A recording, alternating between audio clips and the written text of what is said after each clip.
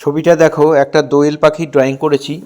কেমন করে আঁকবে ভিডিওটা প্রথম থেকে শেষ পর্যন্ত দেখার জন্য অনুরোধ রইল।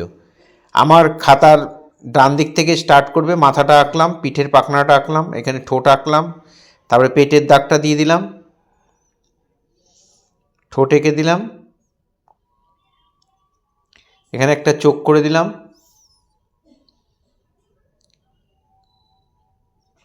পিঠের মধ্যে পাখনার মধ্যে যে ডিজাইন সেই ডিজাইনগুলোকে এঁকে নিচ্ছি, পাখনার ভাঁজগুলো।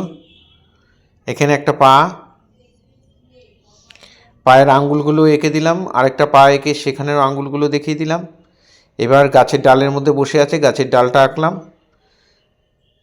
উল্টো দিকের পাখনাটা দেখা যাচ্ছে সেটা আঁকলাম, আর দোয়েল পাখির লেজটা এরকম উপর দিকে থাকে সেটাকেও এঁকে দিলাম।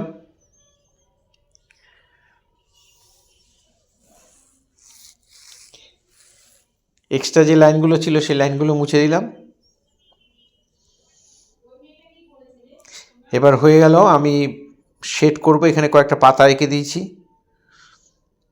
শেডটা যখন করবে তখন তোমার লেজের থেকে শুরু করলাম, তার কারণ হচ্ছে শেডের উপরে যেন হাত না পড়ে। আমার বাদিক থেকে ওপর দিক থেকে শুরু করে নিচের দিকে আস্তে আস্তে নামবো শেড করতে করতে।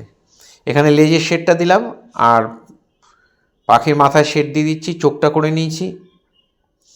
এই শেডগুলো তোমরা 8B বা 6B পেন্সিল দিয়ে দেবে। এখানে পাখনার মধ্যে যেসব জায়গাগুলো শেড ডিপ হবে সেই জায়গাগুলোকে আমি করে দিলাম। উল্টো দিকে পাখনাটার মধ্যেও শেড দিয়ে দিলাম, আর পেন্সিলটা এরকম চেপে ধরে পেটের মধ্যে এরকম শেড দিয়ে দেবে। এই পোর্শনটা একটু ডিপ করে ভরাট করে দিলাম।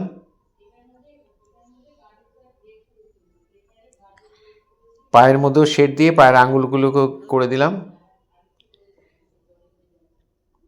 এবার 10B পেন্সিল দিয়ে পুরো ছবিটার মধ্যে বর্ডার করে দেবে।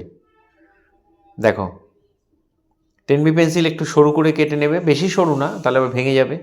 কেটে নিয়ে তারপরে তুমি এইরকমভাবে বর্ডার দিয়ে দেবে। যেখানে যেখানে ডিপ দরকার সেটা 10B পেন্সিল দিয়ে একটু ডিপ করে দেবে।